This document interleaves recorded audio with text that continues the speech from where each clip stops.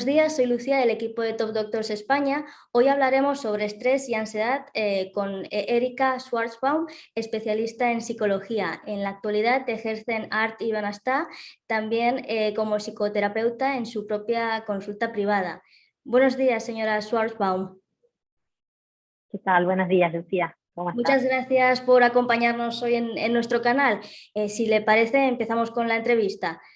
¿En Muy qué bien. consiste el estrés y la ansiedad? Vale. Bueno, primero clarificar un poco los conceptos, que si bien son dos conceptos que están íntimamente relacionados, son diferentes, se diferencian. La ansiedad como tal es una reacción emocional que digamos, se caracteriza por un estado de tensión, de aprensión, de preocupación y sobre todo tiene un carácter anticipatorio, ¿no? Pero es una emoción. Al mismo tiempo, el estrés, sin embargo, es un proceso que es más complejo, en el sentido que involucra un estímulo, una respuesta y procesos intermedios que median esta relación entre los estímulos y la respuesta. Ujú. Como, como introducción, creo que vale entender también, aunque después podemos profundizar más, que la ansiedad formaría parte de un tipo de respuesta del estrés, pero no necesariamente la única. Mm. La siguiente pregunta era esa, ¿de qué forma están relacionados y cómo se retroalimentan? Claro. Bueno, el estrés como tal, como decía, profundizando un poquito más, parte de las teorías, digamos, más actuales acerca del estrés, porque también como concepto, yo creo que incluso como término debe ser uno de los más utilizados, si no el más utilizado, tanto en el mundo médico como psicológico, ¿no? Porque es muy diverso y muy amplio. Pero para precisarlo más, las últimas teorías lo que postulan y para poder comprenderlo es que en esta relación entre este estímulo que nombraba anteriormente y esta respuesta existen procesos mediadores. Y eso tiene que ver, para decirlo de una manera más sencilla, en cómo una persona valora sus recursos y sus capacidades para hacer frente a una situación. Entonces, entendiendo cuál es la relación, podríamos decir que frente a una situación en la que la persona valora que no tiene los recursos suficientes para afrontarla, emerge la ansiedad, ¿no? Como un tipo de respuesta, porque se considera que no tiene la posibilidad o los recursos suficientes. Lo que pasa es que no necesariamente está relacionado con la situación, porque eso, la situación puede ser estresante para una situación, puede ser muy estresante para una persona y para otra no, sino que está más vinculado a cómo esa persona se percibe en relación a su capacidad de afrontamiento. Por lo tanto, diríamos que la ansiedad es un tipo de respuesta, como había anticipado anteriormente, pero no la única. También podemos sentir ansiedad frente a otras situaciones de la vida y no necesariamente que devenga en un estrés, ¿no? En una situación de estrés. Y hablaba de situaciones que nos derivan a ansiedad. ¿Qué otras, o sea, qué situaciones o qué nos causan este estrés y ansiedad? Claro, ahí también entra de nuevo esta dimensión más subjetiva, ¿no? De que depende también de cada persona. Por supuesto que podemos establecer que hay ciertas situaciones que son de una índole, digamos, partiendo desde un extremo de una índole muy traumática a situaciones particulares que dependen justamente de cada persona y de cómo lo valora, pero que hay también unos ciertos, digamos, cánones. Es decir, cualquier cambio o pérdida importante en la vida de una persona, por supuesto que genera estrés. El cambiar de un trabajo, el cambiar de casa, la pérdida también, ¿no? La pérdida de un ser querido, o la pérdida incluso de cuestiones que son más abstractas, como puede ser la pérdida de una posición, ¿no? De algo. No necesariamente es una pérdida material. Eso como rasgos generales, pero después, como hablaba anteriormente, como está tan vinculado a la subjetividad, también depende de cada persona. Y bueno, y estas situaciones nos pueden derivar ansiedad, pero también a ataques de ansiedad. ¿Sería lo mismo o en qué se diferencia?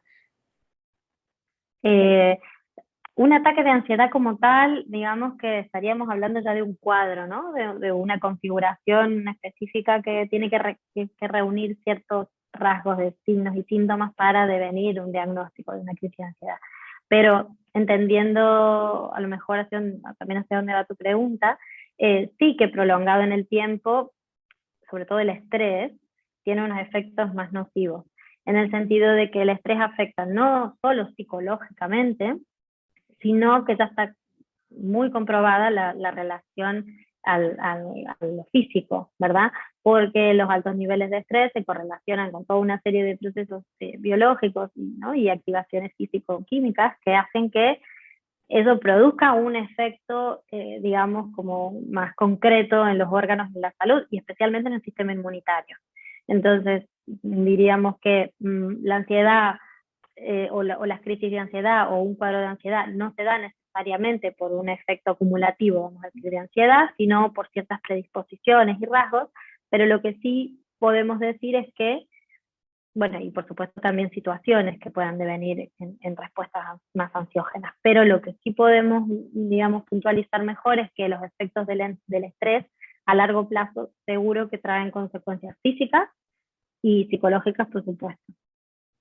¿Y cómo podemos aprender a gestionar tanto el estrés como la ansiedad? Sí, bueno, eso creo que no es una pregunta muy sencilla por el hecho de que no hay una receta única, pero sí lo que a mí, lo que yo propongo y mi forma de trabajo tiene que ver con, primero, como lo he dicho ahora varias veces, tiene que ver con la subjetividad de esa persona, es decir, poder identificar cuáles son aquellas causas internas que hacen que la persona valore o considere esa situación estresante, ¿no? Es decir, hay una complejidad que no es muy fácil de puntualizar en una receta, pero lo que sí considero es que primero hay que identificar y hacer un proceso como diagnóstico, digamos, clínico, lo más profundo posible, para poder acompañar a esa persona a, primero, reconocer aquellos recursos que ella tiene propios para poder afrontar aquellas situaciones que le generan estrés y al mismo tiempo reforzarlos, ¿no? También, por supuesto, hay técnicas muy concretas que se utilizan en este proceso, bueno, que son variadas. Incluso yo también como trabajo desde la arte terapia, incluso hay herramientas desde la arte terapia también que nos pueden ayudar, pero digamos que esos serían como apoyos. Lo fundamental es poder entender por qué esa persona reacciona de esa manera a esas situaciones y fortalecer sus recursos, digamos. Y ahora se me ocurre que, bueno, puede ser que tener ansiedad puede estar relacionado con una falta de autoestima o, bueno, falta de confianza en uno mismo. Sí, efectivamente, cuando hablábamos recién de cómo una persona valora las situaciones y cómo las interpreta, por supuesto que están mediadas, están influidas por su propio autoconcepto, ¿no? Y su propia autovaloración y por lo tanto también su autoestima. Es decir, si yo me considero una persona que puedo hacer frente a las situaciones, por supuesto que las respuestas de ansiedad y de estrés serán menores que si considero que no puedo afrontar ningún reto, ¿no? Entonces, claro que sí que están vinculadas. Y bueno, por último, ¿qué pautas pueden seguir las personas para reducir el estrés y, bueno, la ansiedad durante su día a día? Vale, primero es algo que es bastante complejo por la época misma en la que vivimos, ¿no? Creo que como pauta general entiendo que un hábito saludable es poder generarse espacios en la propia vida cotidiana, espacios en los que podamos vivir a otro ritmo, ¿no? En lo que la persona pueda conectarse consigo misma y con sus propias necesidades y deseos y escucharse lo que necesita como hábito, ¿no? Dentro del mundo caótico y a toda velocidad que vivimos en el día a día. Es poder procurarse, aunque sea pequeños espacios de calidad, de contacto con una misma o con uno mismo.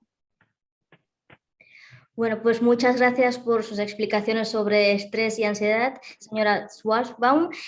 Solamente recordar a las personas que vean el vídeo que pueden pedir cita con Erika Schwarzbaum en su perfil de Top Doctors. Dejaremos también el enlace a su perfil en el cajetín de vídeo. Y bueno, pues muchísimas gracias por darnos esta entrevista y que tenga muy buen día. Gracias, Lucía, igualmente. Que vaya muy bien y muchas gracias a ti.